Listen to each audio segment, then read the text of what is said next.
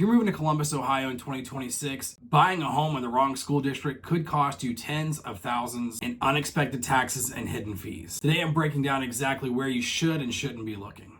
Hi, my name is Joe Holland. I am your Central Ohio real estate advisor and agent. This video is the ultimate roadmap for anyone relocating to the area. It's designed to save you time, money, and stress.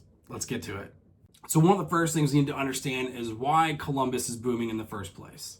We can break that down into three different areas. We've got the Intel impact, some of the other mega projects going on, and the market realities. So one thing you probably know or have heard of is the Intel project. It's located up in New Albany.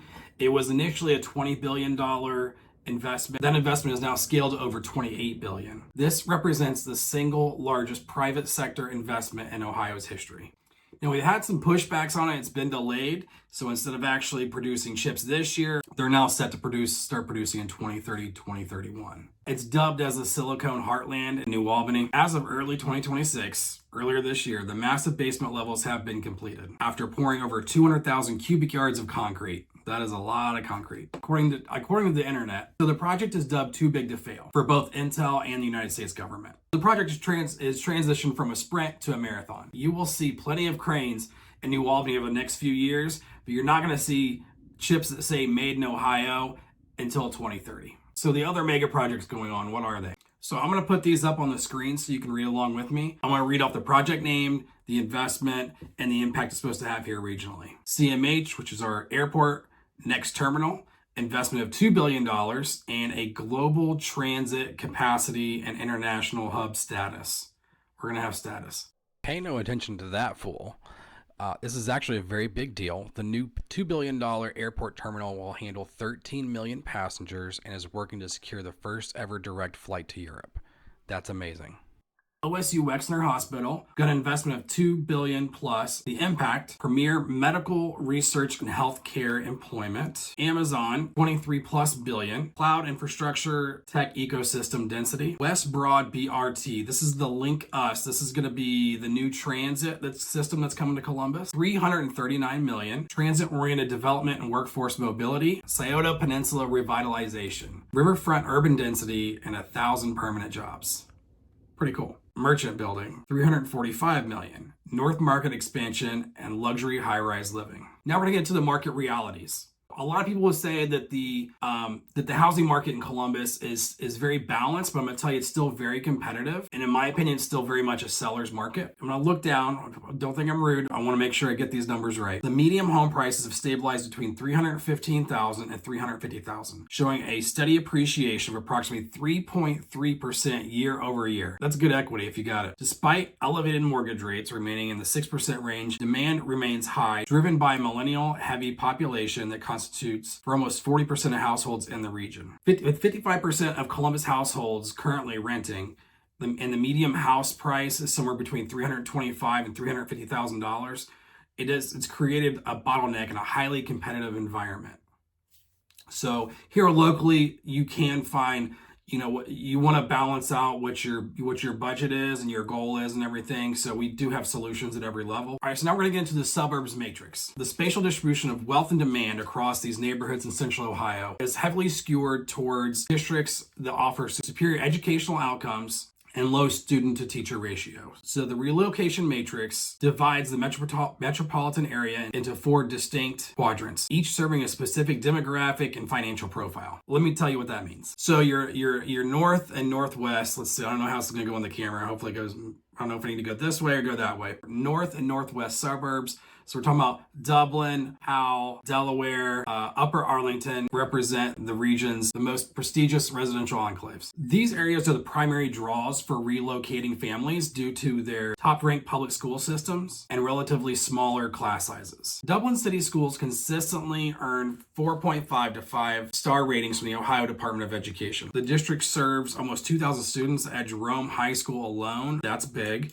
Maintaining a 20-to-1 student-teacher ratio, which is competitive for its district size. Real estate in Dublin is categorized by high velocity. Properties in neighborhoods like Shannon Glen often sell for significant premiums. So the inventory there is still a little lean. It looks like there's only been 71 properties listed since the beginning of the year. And the median list price for that area is $440,000. Powell is actually recognized as one of the most affluent suburbs in all of Ohio. A lot of people know the Wedgwood Golf Club. It's in Delaware County. The broader of Delaware County remains the fastest growing county in Ohio. The school system is the Olentangy School District. It holds a 4-star state rating. Delaware County property taxes reflect the high demand with an effective rate of approximately 1.53%. So Upper Arlington is kind of this historic affluent area as well.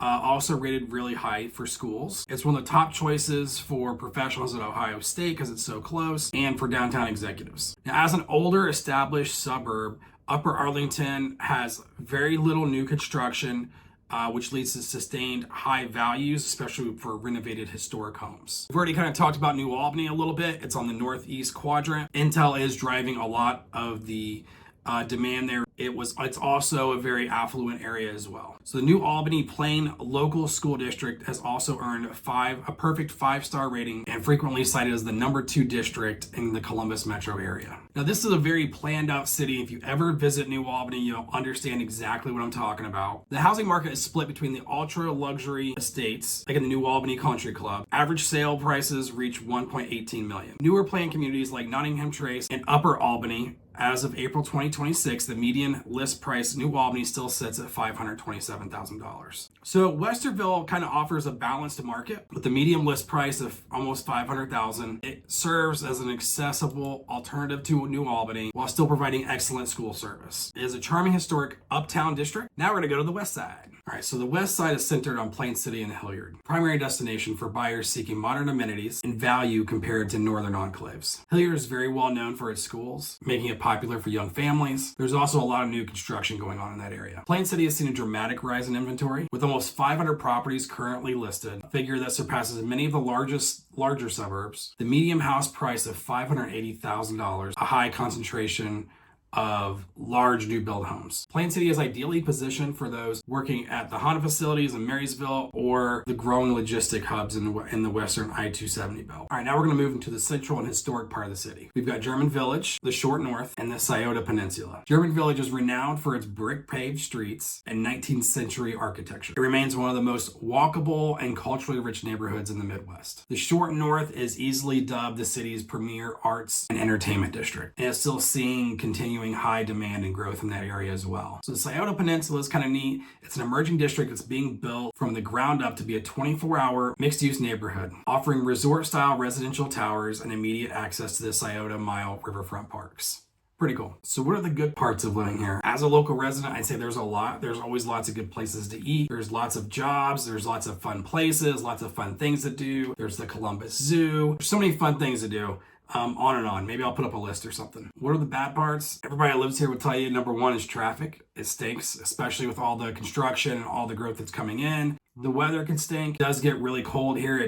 We do get a decent amount of snow here as well. We'll have days where it's 85 degrees and then the very next day be like 37 degrees. The most critical financial property risk for buyers in 2026 is going to be the wrong school district tax trap. Property taxes in Ohio are calculated based on the assessed value of the home and the voter approved mileage rates for the taxing district. Under Ohio law, school districts are guaranteed a minimum of $20 per $1,000 of the assessed value. So this rule can keep your property taxes high even if your value remains the same. That's why it's always important to check the local taxes. There is a persistent myth here, even still in Columbus, that you're going to need 20% down to buy a home.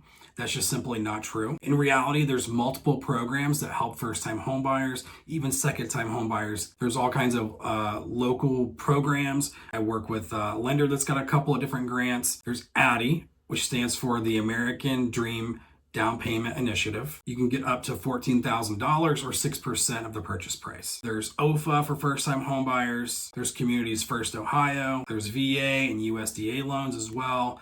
And then, of course, just work with the local buyer's agent like myself. Working with your local buyer's agent, we're going to have access and knowledge of some of these local lending products that may not be known to the general public. But yeah, some loans and products will let you buy with $0 down. A lot of people are getting into new builds, And there's a lot of good reasons for that. They've removed a lot of the barriers to entry, promotions and incentives as far as like buying the interest down. You can actually get a very affordable monthly mortgage payment on a new build nowadays. If you want to buy a new home, you need to get yourself a helper. We call these helpers buyer's agents. The person at the builder's office doesn't work for you. They represent the builder. Your agent will make sure the builder is being fair and delivering exactly on their promises that they're supposed to. Central Ohio in 2026 is a land of unprecedented opportunities for those who understand the complexity of the landscape. A lot of people are using their homes to create wealth, seeing that the equity they've built in their homes as a financial tool they never had access to before. However, the days of casual home buying are over. You're going to absolutely want to have a plan. You're going to want to get with your agent and come up with something together. You're going to have a strategy that's tailored specific to your goals and work with somebody who knows the area and knows the neighborhoods. I like to tell all my clients that Columbus is a city of pockets. If it checks all the boxes, you got to go check it out. Bottom line, if you're planning to move to Central Ohio, the complexity of this market demands a strategy tailored to your specific budget and timeline. Don't navigate all these things or new construction all by yourself. It's just not worth it. Take the next step. I've included in the description, there's a 2026 Columbus relocation guide. Feel free to download that and let's book a call to talk about your next move.